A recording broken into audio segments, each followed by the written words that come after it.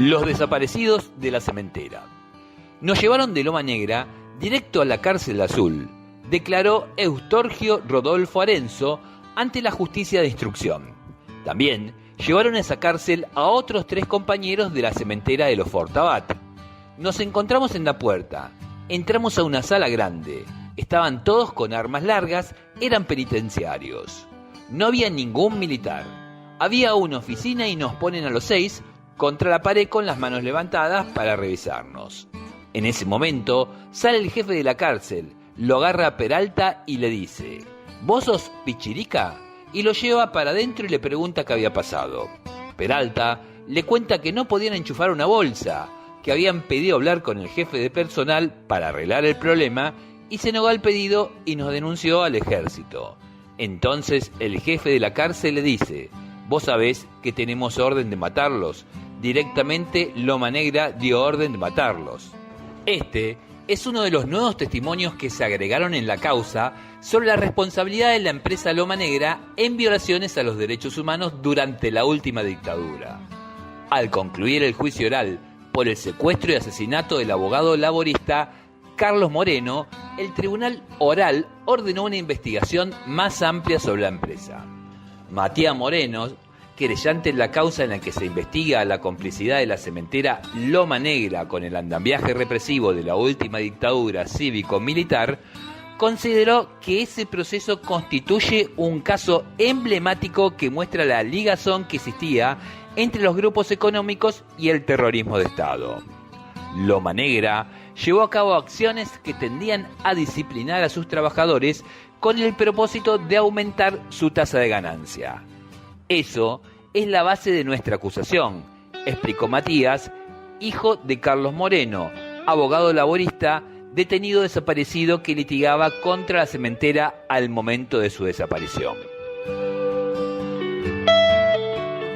Moreno era un abogado que trabajaba para la Asociación Obrera Minera Argentina y llevó en 1976 un juicio contra Loma Negra en reclamo de una indemnización en favor de un trabajador llamado Florencio Paniagua que había contraído silicosis, una afección derivada de aspirar el silicio que se desprende de las canteras. El abogado ganó ese juicio y comenzó a representar a otro trabajador enfermo, Juan Ventura Zavala, pero a fines de abril de 1977 el letrado fue secuestrado en las calles de Olavarría. Moreno fue trasladado a una chacra de Tandil, propiedad de los hermanos Emilio Felipe y Julio Méndez, empresarios rurales de la zona que resultaron condenados en 2012 por este hecho juntos con los coroneles Julio Alberto Tomanzi e Ítalo Paparalo y el suboficial José Luis Ojeda, integrantes de la patota que raptó al laborista. Los hermanos Méndez fueron los primeros civiles en ser condenados por complicidad con la represión ilegal, y el Tribunal Oral en lo Criminal Federal de Mar del Plata, que dictó sentencia en el caso, ordenó profundizar la investigación sobre Loma Negra y sus vinculaciones con la dictadura. En un informe realizado por la Oficina de Investigación Económica y Análisis Financiero, un organismo dependiente del Ministerio Público Fiscal, se consigna que Loma Negra se ahorró, tras la desaparición de Moreno, un 72% del monto que erogaba para cubrir indemnizaciones laborales. Luego, el expediente sumó nuevas víctimas. Además de Moreno, el fiscal Walter Romero de Azul investiga el secuestro de 6 trabajadores detenidos el 20 de julio de 1976. Romero pidió al juez federal de Azul, Martín Baba, indagatorias de 18 personas para estos casos, entre ellos a los jefes militares de la zona, como el entonces teniente Ignacio Aníbal Verdura, jefe de la guarnición militar de Olavarría, pero también sobre personal civil de inteligencia infiltrado en la empresa. En tanto, el fiscal dejó dicho en el escrito que también deberían ser convocados las personas más emblemáticas de la cementera, como María Lacroce de Fortabá, Ernesto Cladera y Bernardo Mireschi, responsable del área de personal y ejecutivos que fallecieron, y por lo tanto la responsabilidad penal a su respecto se encuentra extinguida. En tal caso, el teniente Verdura recibió además una condena a prisión perpetua junto a otros 3 represores por los crímenes de lesa humanidad cometidos en el centro clandestino de detención de Monte Peloni, donde permanecieron cautivos en 1977 varios integrantes de la Juventud Peronista de Olavarría. Primero salieron a cazar a los trabajadores y luego a la Juventud de Olavarría. Todo era parte del mismo accionar que buscaba beneficiar a la empresa más importante de la zona, remarcó Matías Moreno. Para la Fiscalía, el cúmulo de documentos permite sostener como hipótesis la responsabilidad de Loma Negra en estos hechos. Sin duda alguna, sostiene, se puede decir que los responsables de la empresa solicitaron a sus socios en el poder tanto la eliminación física de Carlos Alberto Moreno como también la detención de los obreros y del abogado Mario Gutovici, quien salvó su vida al exiliarse durante largos años en el exterior. En su teoría, señala que la empresa Loma Negra tenía un especial interés en la reducción de los conflictos gremiales debido a los costos que debía afrontar por el pago de los reclamos laborales, como también el resto de las constancias permiten afirmar que la empresa constituía uno de los soportes empresariales que contribuyeron al mantenimiento de la dictadura. Esa conclusión, que aún debe evaluar el juez federal Babá, es uno de los aportes más singulares de la causa. Es la línea de argumentos que impulsan las querellas, entre otras los hijos de Moreno y su viuda. Una línea que se intuye en cada una de las causas que trabajan la dimensión económica de la dictadura, pero el mérito aquí es haber llevado el pedido de indagatorias con los papeles bajo el brazo. Los documentos. Uno de esos papeles es el informe varias veces mencionado de la Oficina de Investigación Económica y Análisis Financiero de la Procuración. A pedido del Ministerio Público, la OFINEC realizó un relevamiento de los 118 libros contables de la empresa Loma Negra que se encuentran en esta fiscalía, correspondientes al periodo 1975-1983. El escrito hizo hincapié en la evolución de los ejercicios contables y la rentabilidad y costo laboral. El estudio demuestra que entre el 1 de abril de 1975 y el 31 de marzo de 1976 se registró el nivel más alto de participación de los trabajadores en los ingresos de la empresa, llegando al 19%. A partir del ejercicio siguiente, esa participación cayó abruptamente hasta alcanzar el 31 de marzo de 1983. Esta abrupta caída de los ingresos de los trabajadores, que se ve reflejada en los estados contables al analizar el costo laboral en comparación con los ingresos facturados, es la que permite un incremento de la ganancia empresaria durante ese periodo. La facturación de la empresa aumenta en forma sostenida, pero no es acompañado por un incremento de costo general ni laboral.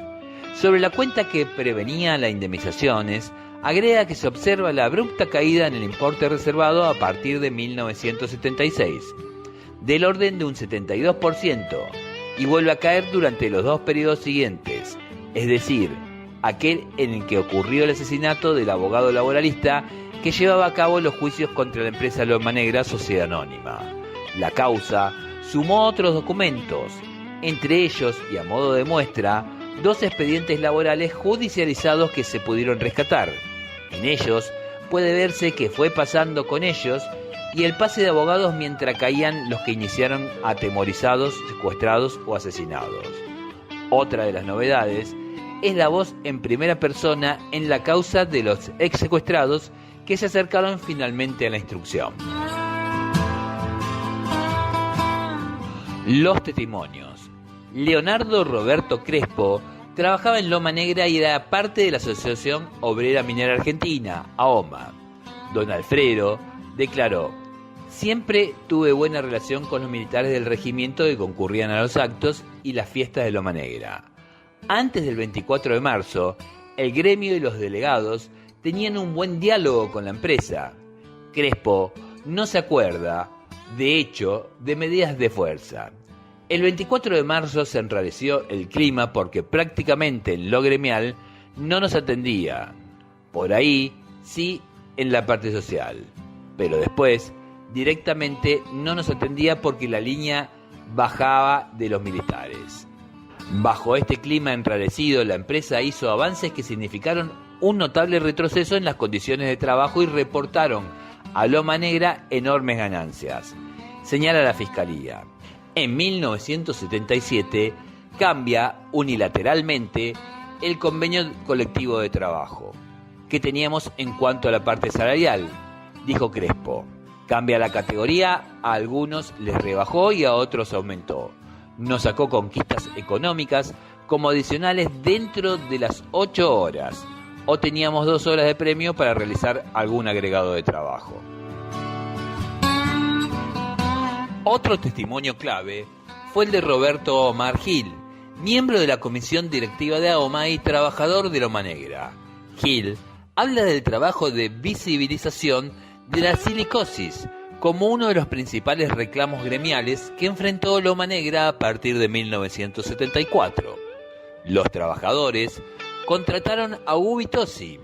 Él los puso en contacto con un médico hijo de un capataz general de la fábrica que conocía todos los secretos. El médico era Carlos Alberto Burlé. Ahí nos enteramos de que muchos fallecían de tuberculosis, una enfermedad pulmonar igual a la silicosis. Entonces empezamos a desconfiar y a pensar que en realidad no era tuberculosis sino silicosis. Yo creo que ponían tuberculosis, pero en realidad era silicosis. Yo tenía un miedo terrible, dijo Crespo. Soy peronista de cuna y tuve que sacar todos los libros de mi casa e incluso quemar alguno. Dependíamos de que la fábrica diga un día, sacame a este que me molesta y listo. Todas las maniobras militares se hacían en el campo de Fortabá, en la Pampita, creo que le llamaban. Tenían una relación estrechísima. El ejército, para agradecerle el préstamo de esos lugares, un día le llevó un cañón con rueda de obsequio a la estancia que está cerca de la fábrica de Calera Avellaneda.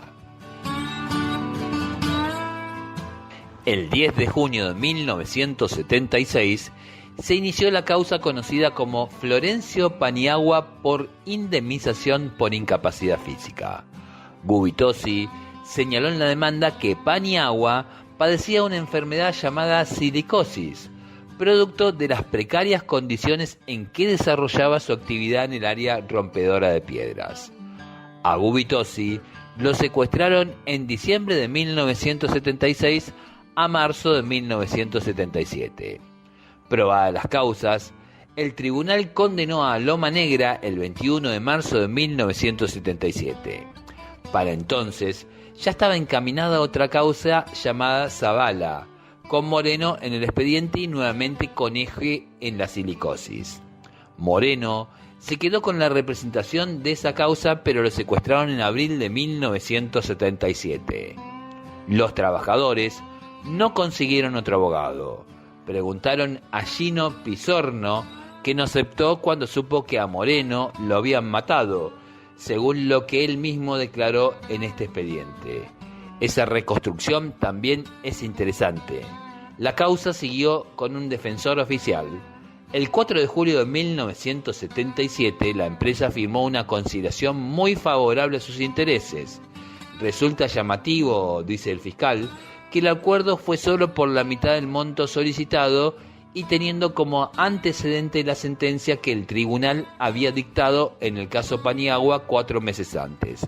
En julio o agosto de 1977, Loma Negra desvinculó a Gil de la empresa. Los trabajadores sobrevivientes y las familias de los asesinados sostienen que es una lucha muy larga la que dimos por llegar a la verdad sobre la complicidad de Loma Negra con la represión ilegal. Estamos convencidos de que si Amalia Lacroze de Fortabal viviera, estaría siendo investigada. Solo pedimos memoria, verdad y justicia.